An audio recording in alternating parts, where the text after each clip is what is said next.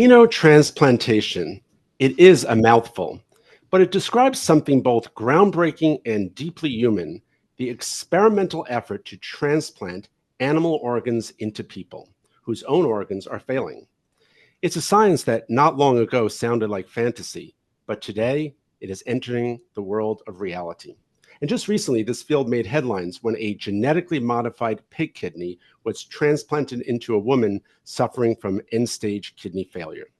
Well, today on the podcast, we are joined by Dr. Sanjay Gupta, CNN chief medical correspondent, who has had a front row seat to the world of xenotransplantation. He has followed this story from the pig farms where genetically modified organs are harvested all the way to the sterile operating room where they are implanted. Welcome, Sanjay. It is great to see you today. What a pleasure, Howard, to be with you. I'm a big fan of yours, followed your work for many, many years, and thank you for having me. Thank you. It's been a while, but I still remember our trip to Iraq in 2004. I traveled there with HHS Secretary Tommy Thompson. You were covering his visit. That was quite the journey. At that time. I remember flying in a Black Hawk helicopter, very, very low to the ground. That's right. That is correct. And I remember saying to the pilot, I said, "Don't we need lights?" And he's like, "No, we don't want any lights here." And I said, "Okay, let them do their job, and I'll do my job, and let it be." So they knew what they were doing. I do remember that very well. I was with Howard Zucker. I was probably going to be okay. That was my thinking. Thank you. I felt the same way. I said, "Well, we have 2 doctors on board, so if something happens, well, actually 3, because Tony Fauci was with us also." Tony Fauci, that's right. Yeah. Right. So it's like 3 doctors on board. So xenotransplants, I thought I'd jump right to the key question where a lot of people are going to be asking, are these the answer for people who are waiting for an organ as the clock ticks away for them? And so I thought maybe we could start with that issue. Yeah, so I think this is a bridge to a more final solution, but for the shorter term, I think that this is going to be an answer for a lot of people. There's simply not enough organs that are being donated. And even if everyone became an organ donor, people don't typically die in a way that their organs are suitable for donation. I know that's sort of a grim thing to say, but that's sort of the system in which we are dealing with. I think that ultimately there may be other solutions, highly personalized organs for people, organs that are made essentially from your own cells. But in the interim, over the next 5, 10, 15, 20 years, I think genetically modified pigs for xenotransplantation are going to be a really good answer for people. So it's very futuristic as a concept. So I'm curious, what drew you to this particular topic? There's so many stories out there, and you've covered so many amazing topics, but what drew you to xenotransplantation? You know, it's interesting, Howard. Can I call you Howard, by the way? Sure, of course. Call me Sanjay. I think what's interesting, Howard, is that I've been a journalist for 25 years, and you come across these stories, big Nobel Prize winning discovery, and you wonder sort of what does it lead to? And so for me, when I started to learn a lot about CRISPR, the gene editing tool CRISPR, this idea that you could take a genome and you could edit it. You could edit in certain genes, you could edit out certain genes. I thought it was fascinating. But how to tell the story of CRISPR, I think, was really challenging. It was very hard to do visually. There have been great books written. Walter Isaacson wrote a great book about this. But the idea of doing it for television, for broadcast, was more challenging. So in some ways, the story of xenotransplantation was born out of my real desire to tell a story about CRISPR. What can gene editing lead to? And then the idea that if you look at a genome of a pig, you look at a genome of a human, you sort of compare them side by side, they're actually not that different. I mean, I think this always surprises people. Even though these are very evolutionarily disparate organisms, the genomes are pretty similar, except for a few really key areas. And so the idea that these scientists would then go and find a gene that would absolutely be a gene that would be rejected by the human body and remove that gene, literally splice it out, and then possibly add in other genes, trans genes, to make that pig genome more compatible for humans. I just found that science really inspiring and interesting, but needed a way to tell that. And xenotransplant ended up being a really great way to do it. That's amazing. I didn't think about that angle, which is obviously the world of CRISPR technology is amazing. Is that why we're looking at pigs? I mean, are those the only animals that are being considered because of how close they are genetically, or are there other animals that are being addressed as possibly for xenotransplant? I think pigs are really where the field has landed. And this is after talking to scientists at different organizations, different hospitals, but also different evolutionary biologists. But I think the reason is kind of interesting. Some of it is just very practical reasons. The size of pig organs and the size of human organs are roughly the same. If you look at a pig kidney and look at a pig heart and you compare it to human equivalents, you'd have a hard time necessarily telling the difference between a pig kidney and a human kidney. And I don't know if this surprises you, Howard, but not only do they look the same, but they function pretty much the same as well. They keep relatively the same homeostatic balance within the body. They manage electrolytes the same way. They clear waste in a very similar way. Again, I don't know why I was so surprised by that. I just thought different organisms might have different levels of urea or different levels of creatinine. You know, these products in the body that the kidney does a good job of maintaining a balance of. Pig kidneys and human kidneys are very similar in this regard. So size, function. I think another practical reason was that if you're going to think about this as a broader solution, um, you have a pregnancy in pigs that lasts 3 months, 3 weeks, 3 days. I don't know if you've heard about this, but pig farmers will quote this all the time: 3 months, 3 weeks, 3 days, almost 4 months. So relatively short gestation. Pigs typically have several piglets. So, instead of a primate, which may have one offspring, and that offspring may take 18 to 20 years to develop into full growth, these piglets grow very quickly. There are several of them, and ultimately their size is very similar to humans. So there were some really practical reasons. Evolutionarily, it's interesting. As I mentioned, the genomes are similar, but at the same time, pigs and humans are different enough that certain viruses within the pig genome are going to be less likely to transfer over to humans. Whereas if you look at non-human primates, you may have a higher likelihood of transfer. And then, I think finally, and this was sort of more of a subjective thing in terms of why pigs, um, I think primates for people for ethical reasons was really hard for them just to get their head around. The idea that non-human primates would serve as a source of organ donors to humans, it just did not sit well with people. I mean, you remember little baby Faye and the I was going to baboon. bring baby. Yeah, yeah. Yep, that was 1984. There was all these ethical discussions. There's always ethical discussions, but there are a lot of them specifically around non-human primates. So I think that's where the field has really landed on pigs. Well, you've covered a lot of topics which I would love to delve into. Number Yeah, one, the whole issue of, you're right about the kidney does a lot of things for our body. It's everyone thinks it just takes care of, you know, putting out urine, but there's so much to it. So it's interesting that the pig is so close to humans on that. With baby Faye, I really am curious a little bit about the ethical issues. Did you talk to the scientists about this? Is there a plan to have some kind of system in place to be sure the person who's at most in need of a xenotransplant would get it the way we do this for human to human transplants, or was that not something that they raised? no, it definitely was raised, and I think as with a lot of new medical technologies, I think we're at a very early stage, Howard. As you know, I mean, there's only been 4 of these pig kidneys transplanted, period, in the world.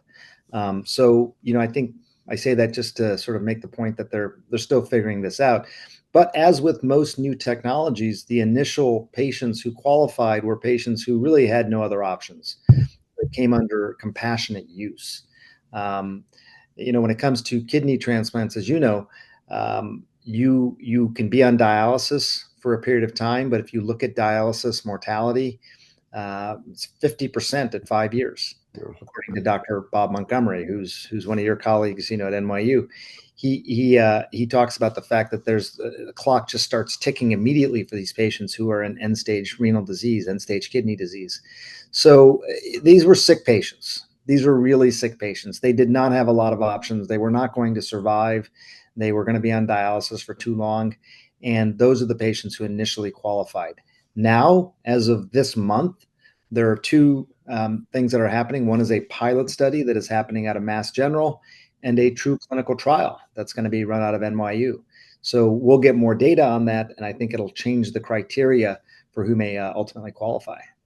So that's an important first step, and I'm sure there'll be more of a discussion on that. You also mentioned something just now about the viruses. And so this is a big fear, right? Because everyone's worried about cross-species infections. Obviously, we saw the risks with COVID and what happened. What are the scientists doing to be sure that some dormant pig virus will not actually end up waking up one day and spreading, and causing a public health problem? This is an area that we explored probably more than any other when making this documentary. We spent 2 years on this, and this particular topic came up over and over again because that would be a catastrophic harm, potentially not just for the patients, but for the people who live with the patients, potentially all of us, if you got a true zoonotic transfer of a virus. I think there's a few things. First of all, when you look at the gene editing that I was talking about earlier, one thing that, and I learned a lot about this, but one thing that happens when you look at a genome of any organism, in this case a pig, there are viruses that are oftentimes embedded within the genome. Okay, so they're there. Those viruses exist. We don't always know what their function is, but over time, over evolution, those viruses have embedded themselves into the genome. By the way, as you know, that's how CRISPR was sort of discovered, because there was these viruses that existed within genome that they found could actually splice out certain genes or add in other genes.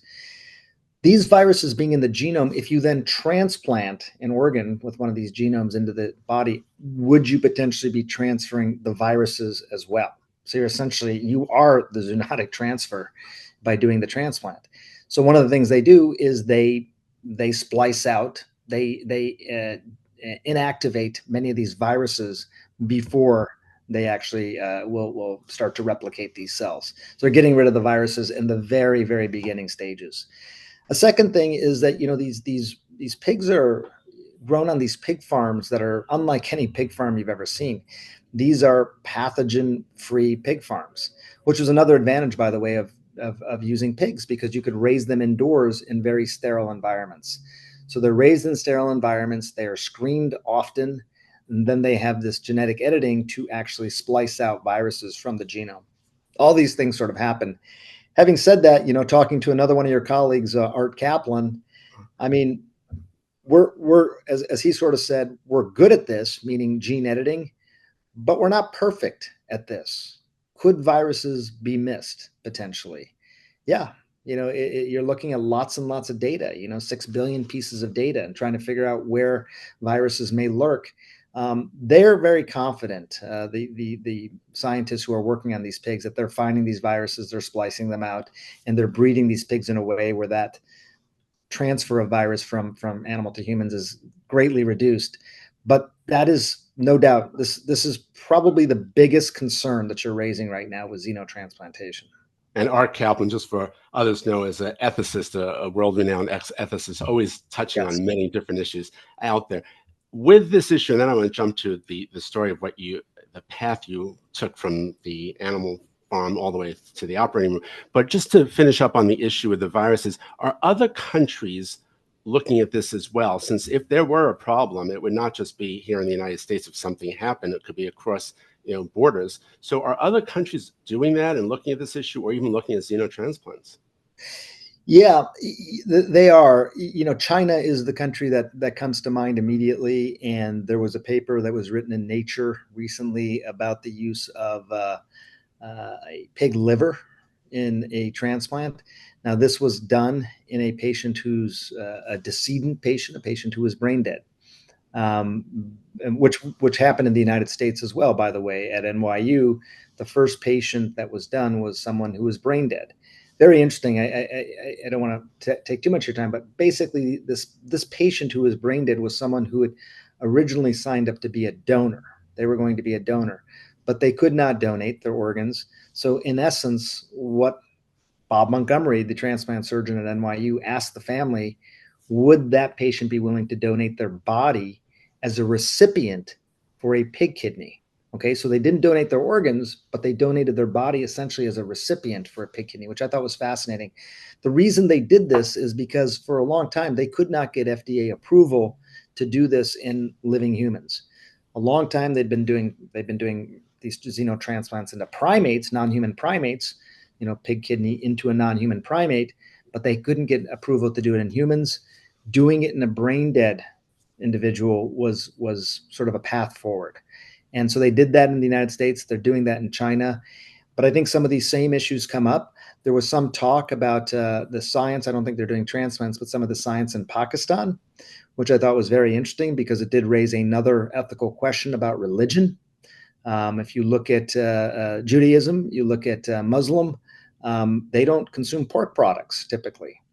So how would a pig organ transplant sit with certain religious populations? Again, ethicist Art Kaplan talked to him about this, and he talked to leaders within these faiths who sort of came to this conclusion that we understand that this is a concern, but not a big enough concern to slow down the field of xenotransplantation. Patient that we're profiling in the documentary, Catholic, and he reached out to the Vatican. And the Vatican actually sent him a memo back on their perspective on xenotransplantation. So ethically, and it was, look, the animal should have autonomy. This should be done cautiously, but would this technology be used to save a human life in a potentially an ethical way? They agreed it could be. And so I think these issues have come up in the United States, but in many places around the world. Maybe what you could do is walk us through the story about going to the animal area to look at the pigs and then just all the way to the operating room. I know it's a long story, but maybe if you can encapsulate it as fast as quickly as you could, and the high and also the aha moments. What were the things where you said that really shocked me? I can't believe that was there. Yeah, I'd love to tell you the abbreviated version of the story, but the whole story is so remarkable. I mean, again, 5 Nobel Prize winning discoveries went into making what I'm about to tell you happen. I mean, it's remarkable. So they take some cells from a pig. They basically edit those cells the way that I just described with CRISPR. They then clone those cells over and over again. So you got gene editing technology, you got cloning technology. And then they take those gene edited clone cells and they place them in a sow, a pig, a female pig. And then those cells grow. And eventually you have a litter of piglets. And those are the piglets that I met on farms in Blacksburg, Virginia, and in Wisconsin. And I think they look like pigs. I mean, they are pigs. You go into this pig farm, and you are looking at the most genetically modified mammals on the planet. You can't tell really anything different by looking at them, but that was kind of a revelatory moment for me. Again, the idea that all these Nobel Prize winning discoveries went into creating these pigs, and now they could potentially be a source of salvation for so many people who are waiting for organ transplants. Ultimately, these 2 farms, again, one in Virginia, one in Wisconsin, they sort of handled things a little bit differently after that point. So they have these pigs. For Wisconsin, the pig itself, in this case, the pig named Raphael, a teenage mutant ninja turtle, what was given to the pig. Or an And artist. The pig was actually transported to Boston, just outside of Mass General Hospital. And over there in an operating room outside, about 50 miles outside of Mass General, that's where the procurement or harvesting happens. This is sort of a euphemism for saying that's where they took the pig's organs. For United Therapeutics from Virginia, what they did is they did the procurement or harvest at the pig farm itself and then transported the organ to the destination, in this case, NYU. And then at that point, these organs, these kidneys in this case, which again look very much like a human kidney. I talked to nephrologists about this. I said, if I put these right in front of you, both pig kidney, human kidney, could you tell the difference? They could not. Looking at it on an ultrasound, could you tell the difference? Could not. Measuring the blood work in a patient, could not tell the difference between pig kidney and human kidney. So that similar, okay?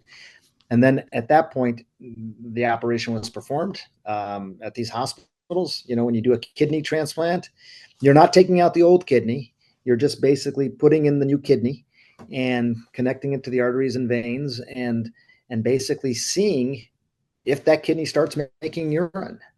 And in both cases, both the scenarios I just described at Mass General and NYU, not only did it start making urine, it did it immediately. The kidneys immediately pinked up, good blood flow, and started making urine. That was a revelatory moment for people in the operating room, just to see their faces. I remember Bob Montgomery saying to me, "Look, if that thing had immediately just rejected, meaning it immediately turned black and just was not accepted by the human body, that would not have been surprising to us. That is how new this science is." But they had some degree of confidence that it was going to work, and it did, Howard. What I will tell you, when I was attending at Yale, the nephrologist there once said something which is sort of a little inside baseball between doctors, but he said that the dumbest kidney cell or nephron, dumbest kidney cell, is still smarter than the smartest doctor. It knows exactly what to do, and it will make the urine it needs to make. So that's real life experience there of what happened, whether it's a pig or an adult. It doesn't really matter. Doesn't matter. Right. I say a similar thing. I always say the nephrologists are the smartest doctors in the hospital because one kidney can outsmart two interns. So right, exactly, same thing. Going back to the CRISPR technology and the genetics for a second, because this is really fascinating. A lot of transplant patients, as all transplant patients for that matter, take these anti-rejection medicines, which have all the risks and serious side effects. Can they genetically modify these organs so that they either take less anti-rejection medicines or no anti-rejection medicines? Would that be possible by doing with xenotransplants? I think the answer is it would be possible, but very laborious to essentially try and match. Again, despite how similar they are, we're talking about 6 billion pieces of data here. Just to give some context, right? Making up these base pairs, making up specific genes and all these things. So, if you take a look at, for example, United Therapeutics, they have focused on basically 10 genes, okay? 10. And that's very doable. And they know by basically modifying either trans genes or splicing out genes, they can get to the point where that pig kidney is compatible with the human, basically at the same level that your kidney would be compatible to mine. So human to human transplant, animal to human transplant, similar in terms of rejection likelihood, need for anti-rejection medicines, things like that. I think, what I would say, and I'm a little bit, I want to be humble here because I think the science is moving fast. I think it's going to be challenging to create personalized organs using gene editing technology like CRISPR. On the other hand, what we are hearing about these technologies that are 15, 20 years down the line, where they would actually take that same pig kidney, for example, completely decellularize it. So remove all of its innate biology, and you're just basically left with the scaffolding of the pig kidney, and then recellularizing it with Howard's cells. That will probably be a better path forward to truly personalized organs, or one day 3D printing organs using your cells, for example. Those are still technologies that are quite a ways away. And that's why I think there's so much focus on xenotransplantation. But I think we will get to the point where you can make personalized organs and someone would not need anti-rejection medicines. We could have a point where if you knew you had cardiomyopathy and you were definitely going to need a heart transplant at some point, you could actually grow a heart and have it waiting for you somewhere for the day that you might need it. Amazing technology. I want to touch on the ethics for a minute. Again, you mentioned baby Faye, who in 1984 was a 10-day-old baby who had a cardiac problem, a congenital heart disease problem, where she needed either a transplant of some kind, and Dr. Bailey put in a baboon heart into the baby, and she survived for about 20 days. But there were many ethical issues there on that issue. I wanted to know on another issue, are there ethical issues? Maybe this is sort of like the elephant in the room, or the pig in the room, for that matter. Are there animal rights activists who are have an opinion on this whole issue? Because I suspect they probably question some of what we're doing on this kind of research, and I wonder if that came up. Oh, yeah, absolutely came up. I spent a fair amount of time with PETA, leaders at PETA, which is the People for the Ethical Treatment of Animals. And they have issues with every aspect of this. There is not a part of this that they think is okay. Now, what I will say is they're very consistent on how they think about animal rights. These are people who obviously don't consume animals, they don't wear animal products, and certainly the idea of an animal not having dominion or autonomy and being used as a source of organs for humans, that does not sit well with them whatsoever. I think, even I'll tell you a quick anecdote. One of the leaders of PETA who I interviewed in Los Angeles, spent a fair amount of time with her. Her father had end-stage kidney disease and ended up dying of this disease. And I said, which I think it's a tough question to answer for anybody, but I said, look, had this technology been available for him, how do you think he would have thought about this? Or how would your family thought about this? And she said, absolutely not. There is no way that this should be allowed, because where does this go? Where a living creature could be used only to service another living creature. So from a PETA perspective, they're very consistent in that there's no way, no how, frankly, that this could potentially be acceptable to them. Having said that, the idea of some of these other technologies, whether it be revascularized organs, whether it be 3D printed organs, they do see a path forward there. And those are things that they've even advocated for. But bioengineered, genetically modified pig organs, there are groups like PETA who are very, very much against this. So I do want to get some questions from the audience, but I want to ask you a question. Would you get a xenotransplant? If you had an organ, kidney or other, that was failing, would you get a transplant after all that you've seen, all the technology that's out there? Just the, yeah, no, I would. I mean, I'd like to think of myself as brave as some of these pioneers, who are the first people to raise their hand and say, I'll jump forward. And I just want to be totally honest. I'm not as brave as they are. I guess I'd prefer something that was a human kidney, a more gold standard. But if that was the option, and the other option was I wasn't going to survive, absolutely. After what I've seen, the technology has come that far. And Howard, you and I spend time with patients. I spent a lot of time with Tim Andrews, who is the only living person now in the world with a pig kidney in him, and took long walks with him in Concord, New Hampshire. He's going to spend a lot of time with his grandkids now. He's very happy. He's very functional, and he does not regret this at all. It helps to hear from patients like him, and certainly convinced me that it would be something that I would do if I were in that position.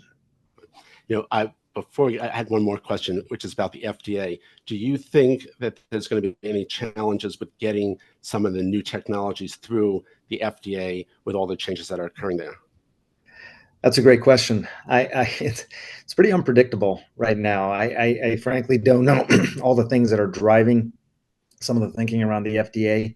I think at this point it's probably small enough that I think it's not going to cause a lot of waves. But I think, if we start getting to the point where you're talking about thousands of these potential transplants a year, keep in mind, again, 100,000 people on the waiting list, most of those people waiting for kidneys, 17 people dying every day waiting. I think once you start to see this, I think you'll see a reaction from the FDA. They are the ones who have approved this clinical trial under the last administration. I have no reason to believe that the current FDA administration would do anything differently. And I should also point out, when it comes to funding, right now, most of this funding is coming from private organizations.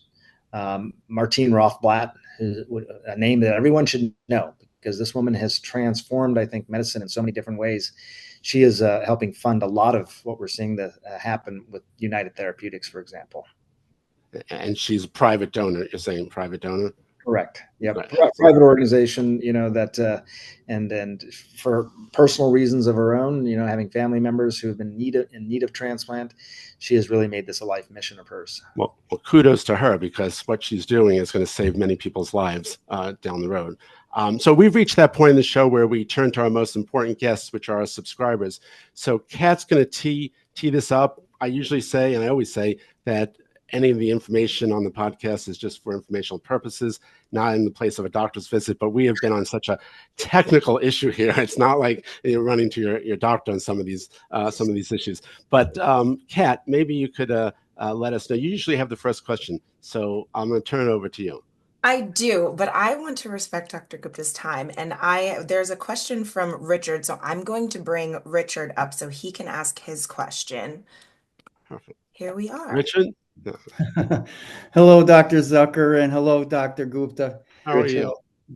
Thank you. I'm fine. I hope you are too.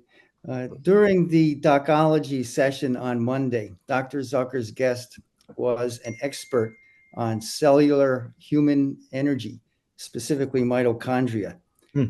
His name was Douglas Wallace. He was an excellent lecturer. He got into a lot of great details on cellular biology.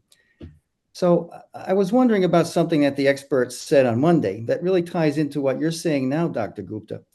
The expert said that organ failure could actually be due at a cellular level to mitochondria failure. And my question would be then, is it possible that science could take this discussion that we're having today now to a higher level or a deeper level by transplanting or infusing mitochondria rather than entire organs? Great question, Richard. Fascinating. Yeah, look, preventing the problem, or at least dealing with the problem at even a more nascent stage than what we're talking about, I think.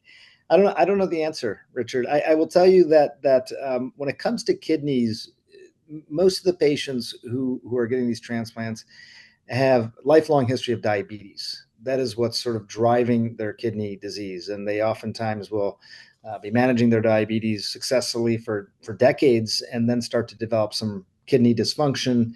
And in the case of the patient I mentioned earlier, Tim Andrews, within a month, he went from stage 2 or 3 renal failure, kidney failure, to end-stage renal failure. So really was the diabetes. For things like Robert Montgomery, who we mentioned his name a couple times, he's a transplant surgeon who himself had a heart transplant due to something known as cardiomyopathy. The underlying disease of cardiomyopathy, that may be something that may be more amenable to treating with some sort of mitochondrial treatment. I don't know if that means a transplant or something else, but we still don't have a great understanding of what's really driving that underlying genetic disease for someone like Bob Montgomery. But I think there's probably a better answer for a lot of those patients than just assuming they'll all need transplants. And it may come down to more than one therapy. It may be, the xenotransplant and the mitochondrial issue and the issues with different pharmaceuticals or gene editing. So I think a lot of times, these things sort of all play together in an effort to do something. But Sanjay, as you were mentioning, they are doing some of the mitochondrial transplants for cardiac muscle, for heart muscle, and particularly in the pediatric population for heart failure patients. So that may be the path for mitochondria, but we'll see. We'll see where it goes. Great question, Richard. You got a faithful listener. I love it. Richard's calling back on your previous podcast. There you go. Kat, who else? Well, I have one more that I would like to bring up. Sure. Hello. Ronnie Selig. Dr. Gupta. How are you? Everywhere. Well, this has been a joy to work with Howard and John on this venture, but I really wanted you to tell us when the show is on and how we can see it, and give us the plug so we know what we can look forward to. Ever the TV producer. I love it, Ronnie. I love you, Ronnie. Thank you. So the show, by the way, is called Animal Farm. Great title. Great title. PHARM. It's kind of Orwellian, and I thought, it's play on words. Our listeners are generally pretty literate, so I thought they would enjoy that. But Animal Farm will be this Sunday at 8:00 on CNN, and then it will stream on Max, I think, in a few weeks from now as well. So thank you for allowing me to plug that. We spent about 2 years working on this, and as you know, I mean, being a journalist is it's just one of the greatest jobs in the world, because you get to just dive deep into topics. And some of the things that I've been talking about, I didn't know anything about these topics 2 years ago. And you read for a good 6 months before you start filming anything. And then you feel like you get a mini master's degree in the topic. And I explain it over and over again to my teenage girls to make sure they understand what I'm talking about. Trial it again. And then we eventually start writing a script, and hopefully you like what we put together. So I'm just going to chime in here and say Ronnie was Sanjay's head of his medical unit for 10 years. So they have a relationship that goes back a long time on many stories. Many stories. Right. It was a lot of fun. We had a good run. Yeah. Yeah. Well, I want to be respectful of Sanjay's time. So I want to thank you, Sanjay, for giving us such a compelling firsthand look into this truly emerging field of xenotransplantation. This is one of those conversations that I think we're going to look back on in about 5 or so years from now and realize how we were discussing a field truly in its infancy. And then we'll probably be surprised by the topics that we did not discuss today, that we didn't raise, because somebody's, oh, how could we have forgotten about that? But the way I see that is that's the wonder of science and of medicine. It evolves in ways that we cannot even predict. And you mentioned 5 Nobel Prize topics that came out of or went into this. There are probably many more that are going to happen in the future with this. So I appreciate you being there. And thank you. We have to get together again at some point and talk about this topic or other topics. But that's our show for today. Next time on Docology, I'm joined by one of the nation's top experts on food allergies. And that's an issue that touches many families. And chances are that you know somebody who's navigating that challenge out there. I can tell you that I do. And remember that if you are a Docology subscriber, you can join the show. All you have to do is just click on the link in the bio. So tune in next time, because the topic we cover may just save your life. Docology is a production of Hang Media. Our producer is Catherine Warren. Ronnie Selig is editorial advisor. Our creative director is Anna Richard. Janine Wilson of Wilson Media Group handles paid marketing. Our publicists are Leslie Ann Wade and Jerry Caracoli. Theme music was composed by Nick Kitts. Subscribe and join our community at docology.life. Until next time, move, wash your hands, and stay healthy.